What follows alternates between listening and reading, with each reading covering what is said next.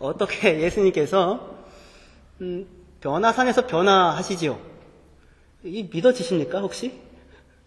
예수님이 얼굴에 해같이 변화되고 옷이 빛같이 밝아져서 하얗게 되더랍니다. 그것을 베드로와 야고보와 요한이 보고, 그리고 하늘에서 구름이, 밝은 구름 같은 것이 내려와서 소리가 나는 겁니다. 이는 내 사랑하는 아들이라, 내가 그를 기뻐한다. 너는 그의 말을 들으라. 신성이 느껴지는 그런 소리였을 것입니다. 두려움에 엎드려졌죠. 어떻게 이런 사건이 있었다는 사실에 대하여 여러분들 혹시 믿어지십니까? 반응을 좀 하셔야지 제가. 믿어지시죠? 여러분 삶 가운데 혹시 이런 경험이 있으셨습니까? 누가 그랬다더라, 누가 그런 경험을 했다더라, 혹시? 여기서 듣잖아요, 여기서. 성경에서 지금 우리가 듣고 있잖아요. 이게 역사적으로 사실이냐라고 묻는 사람들이 많이 있었습니다. 그래서 독일의 불트만 학파 쪽부터 시작해서 그 전부터 그런 게 있었지만, 이거는 실제로 있었던 사건이 아니라 예수님 하고 나서 부활한 것을 만났던 제자들이 이 전부터 예수님은 사실 이런 영광스러운 모습이 있었다라는 것을 집어넣기 위해서, 그런 것들을 사람들에게 알려주기 위해서 이후에 각색되어 들어온 얘기다. 이런 이제 이야기를 하곤 했습니다. 그런데 그 얘기를 들으면서 저는 참 이상했던 것이, 아니 부활은 믿을 수 있으면서 왜 이건 못 믿나 였습니다. 무슨 얘기인지 아시겠죠? 부활한 예수님을 만났던 제자들이 그때 경험을 이전의 경험으로 이렇게 투영시켜가지고 처음부터 하나님의 아들이었어 뭐 이런 얘기를 하기 위해서 그 상 가운데 집어넣었다는 거예요. 그러면 부활은 믿는다는 얘기잖아요. 아니 부활한 예수님을 믿으면서 예수님의 이 공생애 가운데 예수님께서 변화된 영광스러운 모습을 보였다는 사실은 왜 믿을 수 없는가? 그죠? 이 이야기는 베드로 자신이 이런 일이 있었다고 우리에게 증언을 해주고 있습니다. 오늘 말씀의 앞에 전반부에는 조금 성경을 찾을 거예요. 베드로 후서 1장 12절에서 18절 말씀인데, 베드로 후서 1장 12절에서 18절 말씀 제가 읽어드리겠습니다. 그러므로 너희가 이미 이것을 알고 이미 있는 진리에 서 있으나 내가 항상 너희에게 생각나게 하려 하노라. 내가 이 장막에 있을 동안에 너희를 일깨워 생각나게 함이 옳은 줄로 여기노니 이는 우리 주 예수 그리스도께서 내게 지시하신 것 같이 나도 나의 장막을 벗어날 것이 임박할 줄을 알미라. 그러니까 베드로의 노년이지요. 그렇죠? 거의 유언같이 쓰여지고 있는 베드로 후서 두 번째 편지입니다. 15절부터요. 내가 심써 너희로 하여금 내가 떠난 후에라도 어느 때나 이런 것을 생각나게 하려 하노라. 우리 주 예수 그리스도의 능력과 강림하심을 너희에게 알게 한 것이 교묘히 만든 이야기를 따른 것이 아니요 우리는 그의 크신 위엄을 친히 본 자라. 지극히 큰 영광 중에 이러한 소리가 그에게 나기를 이는 내 사랑하는 아들이요 내 기뻐하는 자라 하실 때에 그가 하나님 아버지께 존귀와 영광을 받으셨느니라. 이 소리가 어디서 들렸다고 합니까? 18절에 이 소리는 우리가 그와 함께 거룩한 산에 있을 때에 하늘로부터 난 것을 들은 것이라. 이렇게 베드로 스스로가 자기의 말년에 이 죽음을 앞두고 예수께서 능력으로 강림하신다, 부활하신 예수께서 다시 재림하신다라는 이야기는 우리가 그냥 만들어낸 이야기가 아니다. 나 자신이 친히 영광의 예수님을 본 증인이다. 그러면서 부활한 예수님을 이야기하지 않고 자기 육신으로, 예수님이 육신으로 계셨을 때 살아계셨을 생전에 그 영광의 모습을 입었던 그 경험을 내가 했고 직접 보았다 라고 지금 이야기를 하고 있습니다. 어떻게 베드로는 믿을 만한 증인이겠습니까? 믿을 만한 증인이죠. 베드로가 거짓말장이었다면 십자가에 거꾸로 죽는 일은 하지 않았겠죠. 예수 모른다, 나아가 저주하며 가로되 아니다, 나는 모른다 얘기했던 그 베드로가 왜 예수를 왜 죽으러 나왔겠습니까? 여러분 이렇게 물으실 수 있죠. 이 변화산에서 봤던 베드로가 예수의 영광을 봤는데 어떻게 그러면 부인할 수 있었겠느냐? 베드로는 아직 베드로의 기대 속에서 예수는 이 영광스러운 주님은 십자가를 지고 죽는 것으로는 끝난다고는 생각을 하지 못했었던 사람이었습니다. 무슨 얘기인지 아시겠죠? 기대가 없으니 개념 속에 메시아는 십자가에 죽는다는 개념 자체가 당시 유대인들의 문학 속에는 어디에도 없었습니다. 그러니 베드로에게는 이 영광스러운 주님이 그냥 그걸로 처음부터 끝까지 전부였어요. 십자가에 죽는 일은 있을 거라고 생각을 하지 않았었습니다. 신문을 받으면 그때 옷을 벗고 내가 진짜 하나님의 아들이다 메시아다라고 할 것이라고 믿고 있었어요. 끝끝내 그렇지 않고 무참하게 죽어가는 예수님의 모습 속에 깊은 절망과 혼란을 느끼고 부인했던 것입니다. 무슨 이야기인지 아시겠죠? 그리고는 그런데 참으로 부활하신 예수님을 만나 그것이 진짜였구나 하는 사실을 알게 되고 이 고백을 말년에까지 가지고 살고 있는 사람이 되는 것입니다. 실제로 있었던 일입니다. 이런 일은 변화산에서 베드로랑 야고보랑 요한만 봤던 것이 아니라 우리가 아주 잘 아는 바울에게도 직접 같은 일이 유사한 일이 일어났었습니다. 아시지요? 사람들은 바울의 회심에 대해서 바울은 예수 믿는 사람들을 잡아 죽이던 사람이었었죠. 그렇죠? 예수 믿는 사람을 잡아 죽이던 사람은 바울만 있었던 것이 아니었습니다. 당시에 아주 많은 사람들이 예수 믿는 사람을 잡아 죽이려고 했었습니다. 야고보만 해도 오늘 변화산에서 이 사건을 봤던 야고보만 해도 사도들 중에 가장 먼저 순교자가 되었던 사람이었습니다. 그랬던 바울이 어찌하여 갑자기 목숨을 걸고 예수를 전하는 사람이 되었을까요? 이전에 예수님의 부활이든지 이런 기적적인 사건을 과학만을 신봉하고 맹신했던 사람들 속에서 믿을 수 없었던 사람들이 심리학이나 이런 것을 통해서 여러 가지로 설명을 해보려고 노력을 했었습니다. 율법을 따라서 최선을 다하여 살고자 했으나 한 번도 율법대로 지키지 못하는 자기 자신의 모습 때문에 늘 괴로워하던 양심의 가책을 느끼고 괴로워하던 바울이 그리스도인들이 전하는 그런 모습을 보고 그리고는 마음에 또는 스데반의 그 영광스러운 모습을 보고 죽을 때에 마음에 의문이 들고 깊이 고민해 본 결과 혹시 저기에 길이 있지 않을까 라고 해가지고 그 길로 넘어갔다라고 설명을 하려고 했었습니다. 어떻게 그럴듯해 보입니까? 문제는 바울 자신이 스스로에 대하여 그렇게 이야기를 하지 않는다는 것입니다.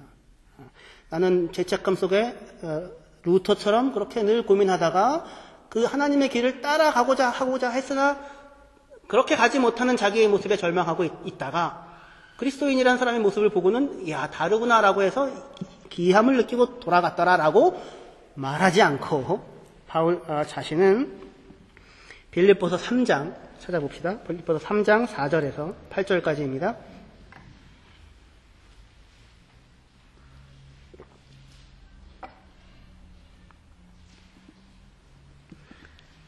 읽겠습니다. 그러나 나도 빌립보서 3장 4절에서 8절입니다. 그러나 나도 육체를 신뢰할 만하며 만일 누구든지 다른 이가 육체를 신뢰할 것이 있는 줄로 생각하면 나는 더욱 그러하리니 나는 8일 만에 할례를 받고 이스라엘 족속이요 베냐민 지파요 히브리인 중에 히브리인이요 율법으로는 바리새인이요 열심으로는 교회를 핍박하고 율법의 의로는 흠이 없는 자라. 이게 바울의 자기 인식입니다. 그런 죄책감 속에 갈등과 고민이 있었던 사람이 아니었었습니다. 율법의 의로는 흠이 없는 자라. 열심으로는 교회를 박해하던 사람이라. 7절에 그러나 무엇이든지 내게 유익하던 것을 내가 그리스도를 위하여 다 해로 여길 뿐더러 또한 모든 것을 해로 여김은 내 주 그리스도 예수를 아는 지식이 가장 고상하기 때문이라. 내가 그를 위하여 모든 것을 잃어버리고 배설물로 여김은 그리스도를 얻고. 이렇게 진행이 되는 것입니다. 사람의 인생이 완전히 바뀌었죠. 그렇죠. 뭐 하나 부족할 것이 없는 사람이었습니다. 유대인으로서 로마 시민권을 갖고 있었고 그 대도시 다소에서 살았고 히브리인 중에 히브리인이었고 좋은 스승 밑에서 공부를 했었고 바리새인들 당시에 존경받는 바리새인들의 무리에 속해 있었고 열심당원에 속하여서 당시에 있었던 그 무장 독립을 하는 그런 열심당 셀로진과는 다르게 교회를 핍박하고 율법의 의로도 흠이 하나도 없는 스스로 생각할 때 그런 사람이었었습니다. 그 사람이 갑자기 그의 인생이 바뀌어지고 버리고 맙니다. 이전에 자기가 갖고 있던 모든 것이 다 아무것도 아닌 것처럼 보여지고 해로 여겨지고 배설물처럼 여겨진다고 합니다. 뭐가 가장 귀하게 느껴져요? 내 주 예수 그리스도를 아는 지식이 가장 고상하다. 예수 말고는 없구나. 어떻게 이런 생각을 가질 수 있게 되었을까, 이 사람이? 설명할 수 있는 길은 딱 하나밖에 없는 것입니다. 고린도 후서 4장 5절 6절이요. 고린도 후서 4장 5절 6절입니다. 자, 읽겠습니다. 우리는 우리를 전파하는 것이 아니라 오직 그리스도 예수의 주 되신 것과 또 예수를 위하여 우리가 너희의 종된 것을 전파함이라. 사람이 자기 자신을 위해 살지 않고 다른 누군가를 위해 산다고 합니다. 예수를 위해 산다고 합니다. 예수의 주인이고 우리는 종이라는 걸 전파한다. 6절에 어두운 데에 빛이 빛이라 말씀하셨던 그 하나님께서 예수 그리스도의 얼굴에 있는 하나님의 영광을 아는 빛을 우리 마음에 비추셨느니라 합니다. 우리의 마음은 지금 바울의 동역자들입니다. 우리입니다. 어두운 데에 빛이 빛이라 말씀하셨던 그 하나님이 예수 그리스도의 얼굴에 있는 하나님의 영광을 아는 그 빛을 자기에게 비추신 것입니다. 어떤 사건이 있었던 것입니다. 바울이 예수 그리스도의 영광스러운 얼굴을 봤던 것입니다.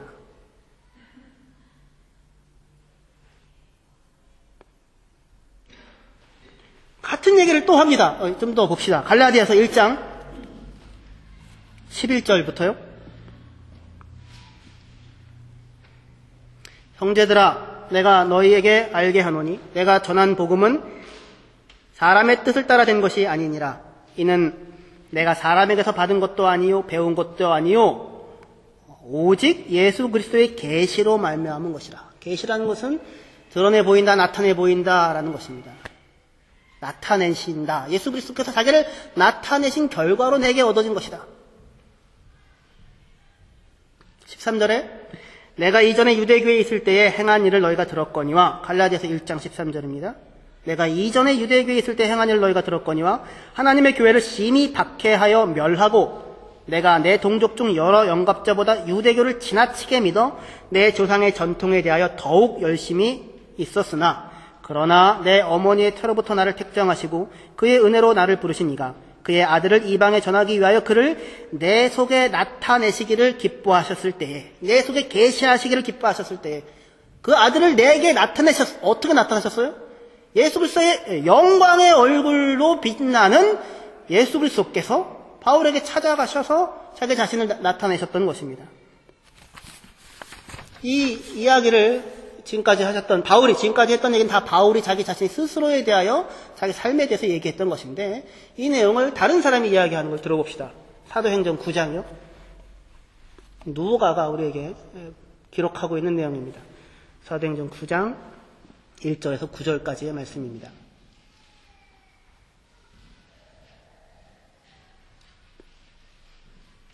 제가 읽겠습니다. 사울이 주의 제자들에 대하여 여전히 위협과 살기가 등등하여 대제사장에게 가서 다메섹 여러 회당에 가져갈 공문을 청하니 이는 만일 그 도를 따르는 사람을 만나면 남녀를 막론하고 결박하여 예루살렘으로 잡아오려 함이라. 예수 믿는 사람 잡아오려고 가려고 했던 것입니다. 3절에요. 사울이 길을 가다가 다메섹에 가까이 이르더니 호련히 하늘로부터 빛이 그를 둘러 비추는지라. 땅에 엎드려져 들음에 소리가 있어 이르되 사울아 사울아 내가 어찌하여 나를 박해하느냐 하시거늘 대답하되 주여 누구시니까 이르시되 나는 내가 박해하는 예수라. 너는 일어나 시내로 들어가라. 내가 행할 것을 내게 이를 자가 있느니라 하시니 같이 가던 사람들은 소리만 듣고 아무도 보지 못하여 말을 못하고 서 있더라. 사울이 땅에서 일어나 눈은 떴으나 아무것도 보지 못하고 사람의 손에 끌려 다메섹으로 들어가서 사흘 동안 보지 못하고 먹지도 마시지도 아니하니라. 아멘. 바울에게 일어난 일이었습니다. 그의 극적인 변화, 그의 예수 그리스도의 사도로 평생을 살았던 삶, 그것을 설명하는 유일한 길이 무엇입니까? 금방 읽었던 사도행전 9장의 설명이었습니다. 호련히 하늘로부터 빛이 비치고 소리가 있어서 예수 그리스도의 소리가 났던 것입니다. 근데 우리가 아까 보았던 고린도 후서 4장에서는 어두운 곳에 빛이 비치라 하신 하나님께서 예수 그리스도의 얼굴에 있는 하나님의 영광을 아는 빛을 비추셨느니라. 그러니까 예수 그리스도가 마치 베드로와 야고보와 요한이 변화산에서 그 얼굴에 해같이 빛나서 그리고 그 옷이 빛과 같이 휘어진 것을 보았던 것과 동일하게 바울 자신도 예수 믿는 사람을 잡아 죽이려고 가는 그 길 한가운데서 자기에게 나타나신, 그렇게 영광스러운 모습으로 나타나신 주님을 만났던 것입니다. 그 만남만이 바울의 변화를 설명할 수 있습니다. 바울의 변화를 설명할 수 있는 유일한 근거이고 유일한 이유입니다. 오늘날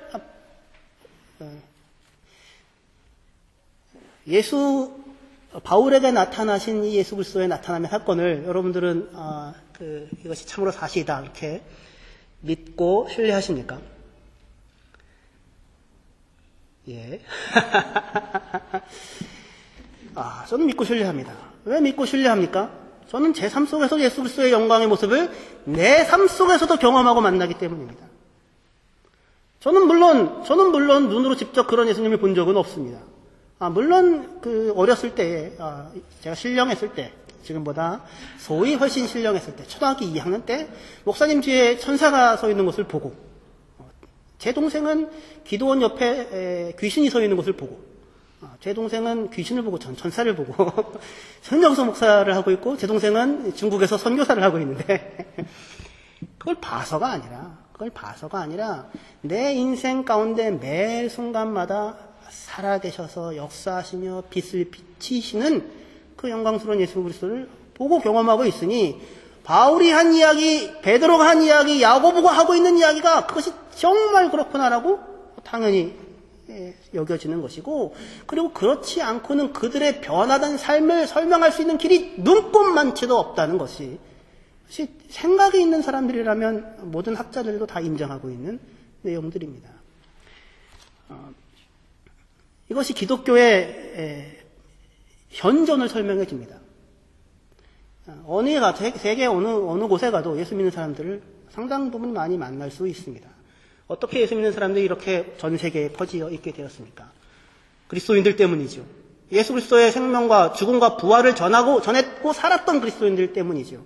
목숨 걸고 그 진리를 가져 자기 인생을 걸었던 사람들 때문에 대한민국에 토마스 선교사가 와서, 토마스 선교사뿐만 아니라 무수한 사람들이 피를 흘리고, 순교의 피를 흘리고 자기 목숨을 걸고 주님께서 참으로 죽으셨고 참으로 나를 위하여 죽으셨고 참으로 나를 위하여 부활하셨고 지금도 살아서 통치하고 역사하고 계시다라고 하는 사실을 삶 가운데 확인하고 보고 있는 그 사람들이 이 사람들에게도 그 복음과 은혜를 전하야겠다라고 하여서 우리에게 전달하였기 때문에 우리에게도 오늘 우리가 이렇게 예수 그리스도를 믿는 예배를 드리는 자리에 와 있게 되었던 것이죠.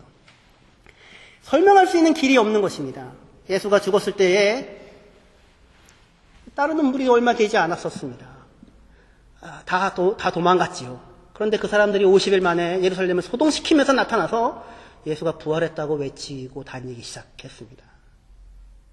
온 예루살렘을 뒤집어 놓았습니다. 병든 자가 일어났습니다. 디아소파라 명절을 맞아서 6월절과 오순절 명절을 맞아서 50일 동안 머물던 그 사람들이 방언을 하는 사람들을 보고 놀랐습니다. 베드로가 설교하면 5,000명씩 3,000명씩 회개하고 예수 믿는 사람들의 도회에 가입하기 시작하였습니다. 어떻게 이런 일들이 일어나는 것이 가능했습니까? 제자들이 다락방에서 곰곰이 생각했더니 야 이거 잘 사용해 먹으면 이 뭐가 좀 나오겠구나 라고 하는 것이 아니었죠. 설명할 수 있는 길은 오직 하나밖에 없습니다. 그들이 직접 부활하신 예수 그리스도를, 영광스러운 예수 그리스도를 만났던 것입니다. 예수님께서 부활하셔서 찾아가셨던 것입니다. 절망하고 울고 있고 낭망하고 그냥 나 고기 잡고 평생 살래 라고 했던 사람들에게 찾아가셔서 자기의 모습을 보여주시고 하늘과 땅에 있는 모든 권세를 내게 주셨다. 생명의 복음과 말씀을 전해라 라고 하여 제자들이 복음을 전한 결과 오늘날 우리의 교회가 서게 되었던 것입니다. 할렐루야.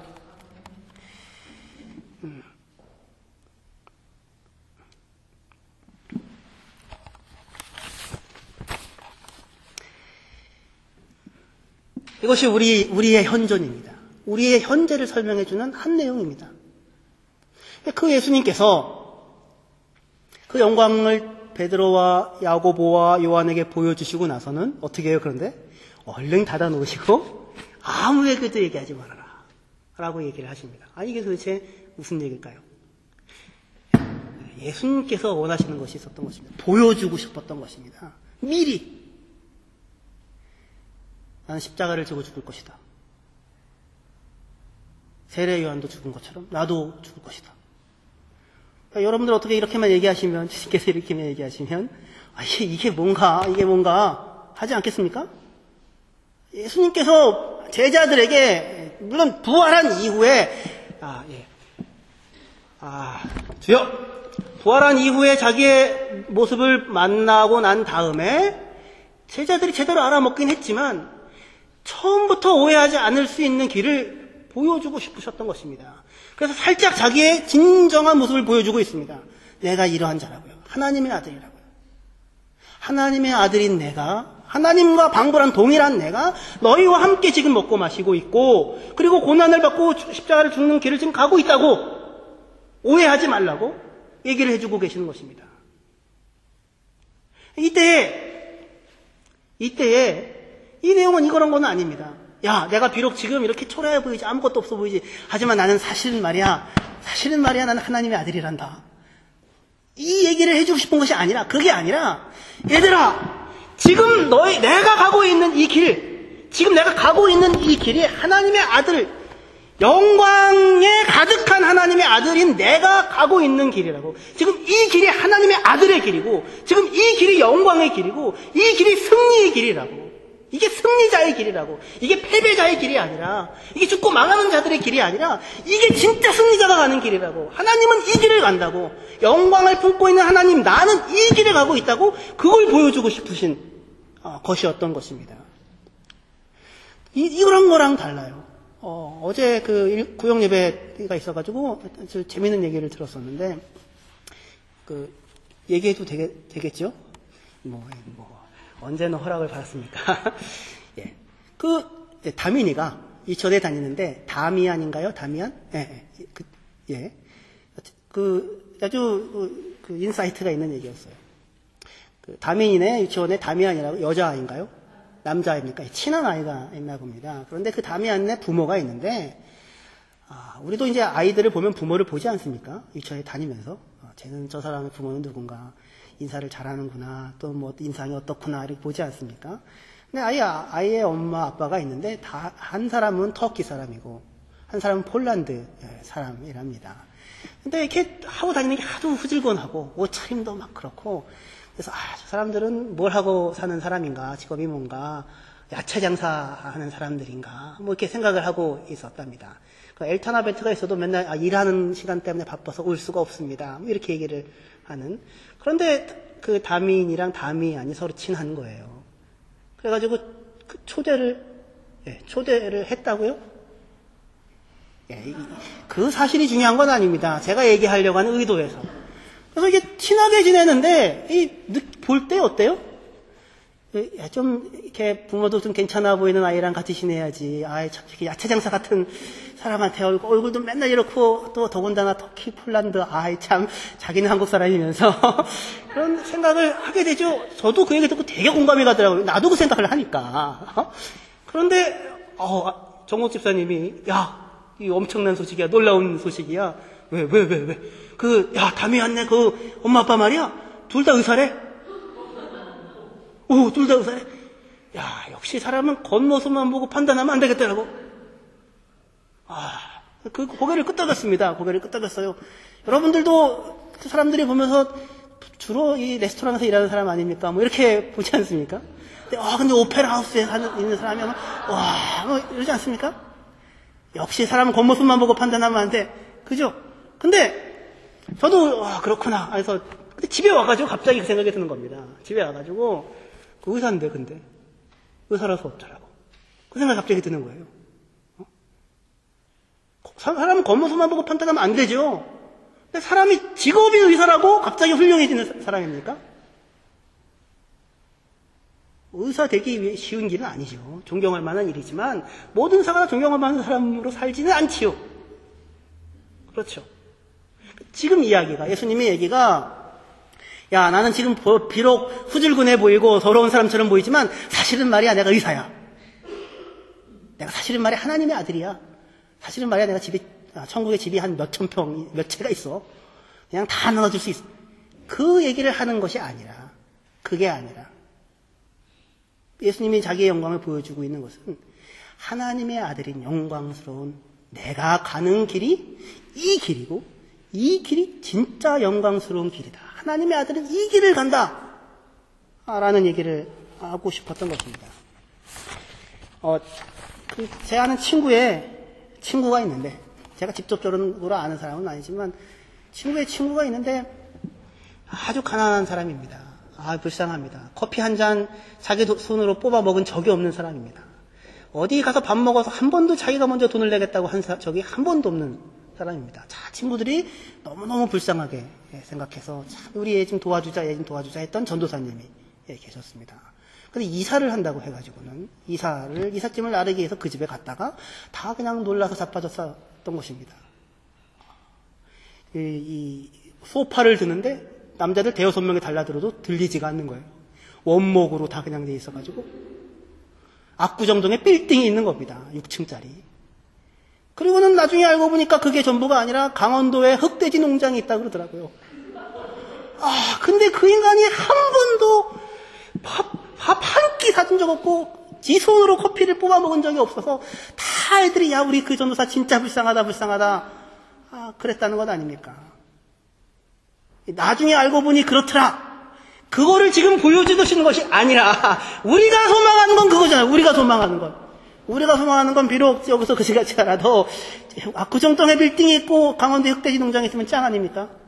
근데 지금 예수님이 얘기하시는 것은 그 얘기가 아니라 세례 요한이 가고 있는 그 길, 자기를 부인하고 자기 십자가를 지고 하나님인 내가 너의 곁에서 지금 살고 있는 것, 그것이 하나님이 가는 길이고 하나님의 아들이 가는 진짜 영광스러운 길이다 라는 것을 보여주고 싶으셔서 이야기하시고, 그리고 나는 지금 죽으러 가야 한다라고 말씀을 하고 계시는 것입니다. 근데 이것은, 이 하나님의 아들의 진짜 영광스러움은 예수님 자신이 나만 갖고 있다고 얘기하는 것이 아니라 너희도 그렇다고 이야기하고 싶은 부분이 마태복음에 있습니다. 마태복음 17장 2절에요.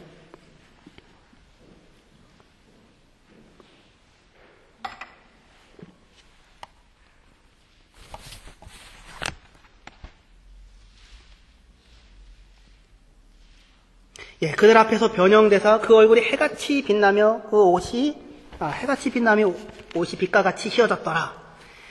얼굴이 해같이 빛나신다고 하십니다. 그죠? 이 대단한 일이죠.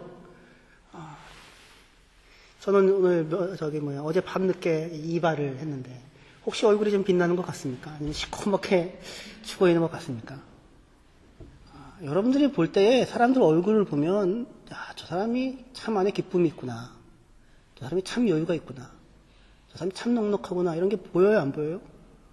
보이죠? 목사님 오늘 참 힘들구나. 오늘 왜 이렇게 기쁜 찬양을 하는데 왜 이렇게 얼굴이 이렇게 환하게 밝아지지 않을까? 좋은 밥을 먹으면서도 이상하다. 얼굴에 사람이 나타나죠. 예수님이 지금 얼굴이 빛나는데, 해같이 빛나는데, 누구도 해같이 빛나냐면, 마태복음 13장 43절이요. 앞에 조금만 보시면 됩니다. 마태복음 13장 43절에 같이 읽어보겠습니다. 시작. 그때 의인들은 자기의 아버지 나라에서 해와 같이 빛나리라. 귀 있는 자는 들으라. 예수님만이 아니라 하나님의 자녀들, 하나님의 아들, 딸들, 우리들도 다니엘서 12장에서 얘기하는 것처럼, 지금 오늘 마태복음 13장에서 얘기하는 것처럼 그의 얼굴이 의인들은 해같이 빛날 것이다 라고 말씀하십니다. 영광의 길을 걸어가고 있는 사람, 예수님의 길을 따라가고 있는 사람들, 그 사람들의 얼굴이 해같이 빛날 것이고, 그 사람들 자신이 예수 그리스도가 영광스러운 것처럼 그들도 같은 영광을 얻게 될 것입니다. 제가 읽어드릴게요. 고린도후서 3장 18절에 우리가 다 수건을 벗은 얼굴로 거울을 보는 것 같이 주의 영광을 보매 그와 같은 형상으로 변화하여 영광에서 영광에 이르리니 곧 주의 영으로 말미암음이라. 우리가 주의 영광을 보는데 그와 같은 형상으로 우리가 변화될 거랍니다. 영광에서 영광으로, 주의 영으로 인하여.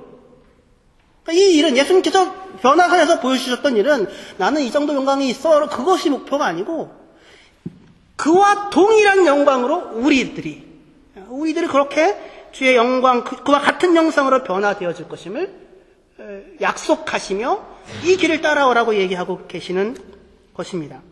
우리가 잘 아는 로마서 12장 2절에 너희는 이 세대를 본받지 말고 오직 마음을 새롭게 함으로 변화를 받아 하나님의 선하시고 기뻐하시고 온전하신 뜻이 무엇인지 분별하도록 하라 라고 얘기합니다. 마음을 새롭게 함으로 변화를 받아라는 말이 변형되어져라 라는 말입니다. 어떻게 변형되어지냐면 예수님이 변화산에서 그의 형상이 변형되어지사, 그 같은 얘기입니다. 예수님이 변화산에서 영광스러운 모습으로 변형되죠. 그거를 베드로와 야고보와 요한이 보죠. 그런데 그것은 예수님에게만 해당되어지는 이야기가 아니라 예수님이 가신 길이 하나님의 길이고 영광스러운 길인지를 알고 따라가는 그의 사람들. 너희는 이 세대를 본받지 말고 오직 마음이 새롭게 되어짐으로 변형되어져서, 하나님처럼 변형되어져서, 예수 그리스도처럼 변형되어져서 하나님의 뜻이 얼마나 선하고 기쁘고 온전하신지 그것을 확인하고 알고 인정하고 그 길을 따라가는 사람이 되라 라는 요구인 것입니다.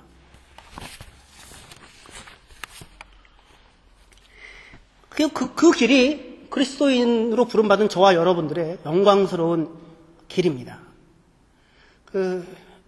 우리는 하나님의 자녀이고 왕의 자녀입니다. 예수님께서 은근히 보여주신 그 영광은 우리 모두에게 목표로 하시고 계시는 그 영광입니다. 그러니 이 세대를 본받지 말고 배설물처럼 여기고 그것을 위하여 살지 말고 하나님을 따라 의와 진리와 거룩함으로 지으심을 받은 새 사람을 입어 그 길을 따라가는 사람으로 살아가야 합니다. 우리가 우리 인생을 끝나고 주님 앞에 섰을 때에 주님께서 우리에게 묻지 않겠습니까? 야, 너는 뭐 하고 살아왔냐? 뭘 위해서 살았느냐? 정민아, 너는 뭐 하고 살았냐? 너는 뭐 위해 살았냐?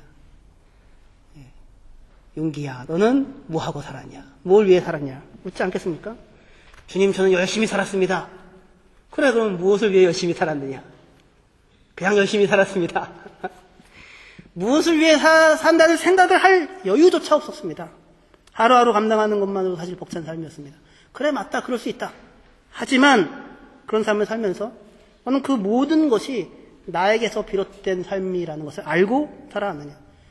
그 빡빡한 하루하루 일상 가운데서, 하루의 모든 순간 가운데서 나의 손길을 보았고 나의 영광을 보았느냐. 내가 함께하고 있다는 사실을 확인했느냐.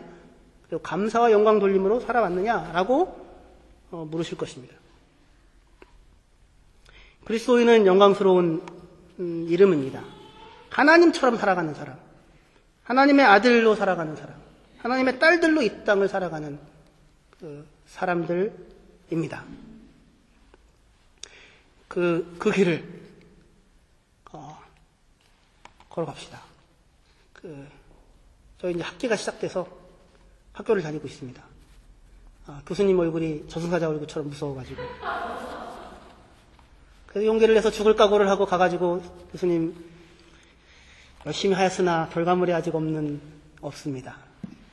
2주 후까지 갖다 내어라. 그래서 알겠나이다 하고는 지금 공부를 하고 있습니다. 열심히 하고 있습니다. 늦게까지 도서할 수 있습니다.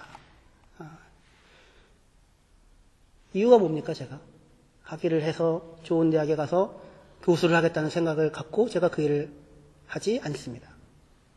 저는 아주 자신 있게 얘기할 수 있는데 눈꼽만큼도 그런 생각을 하고 지금까지 공부를 하는 자리에 있지 않습니다. 제가 공부를 하는 이유는 하나님이 그걸 하라고 시키니까 하고 있는 것입니다. 그걸 어떻게 할 수 있는가? 저는 그냥 압니다. 하나님이 하라고 주신 일입니다. 너에게 내가 시킨 일이다. 아주 그냥 네 능력을 너무 벗어나서 죽을 것 같이 고통스러운 일이다. 제가 지금 공부해보니 그래요. 근데 그걸 해라. 해놔라 라고 해서 하고 있습니다. 목회도 마찬가지입니다. 하나님 죽겠습니다. 정말 좀 할만한 사람을 시키시죠. 그런 생각이 들 때도 있습니다. 주님이 뭐라고 하십니까? 해라. 내가 너한테 맡겼다. 가라고 하기 전까지 목숨 걸고 해라. 맡기십니다. 하라고 하십니다. 예, 알겠습니다. 그럼 하겠습니다. 열심히 해라. 예, 열심히 하겠습니다. 목숨 걸고 해라. 예, 목숨 걸고 하겠습니다. 십자가를 지는 각오로 해라. 예, 그렇게 하겠습니다. 이게 저에게 주어진 삶의 과제예요. 삶의 방식입니다. 여러분들은 어떻습니까? 무엇을 위하여 인생을 사용하고 있습니까? 에너지를 쓰고 있습니까? 힘을 쓰고 있습니까? 예수 그리스도를 따라서 영광스러운 하나님의 길, 하나님을 영광스럽게 하고 주님을 기쁘게 하고 다른 사람들을 영광스럽게 하고 다른 사람들에게 생명을 주고 빛을 주는 사람으로 내 영광을 구하는 사람이 아니라 내 영광을 구하면 죽는 길입니다. 그 순간 죽어갑니다.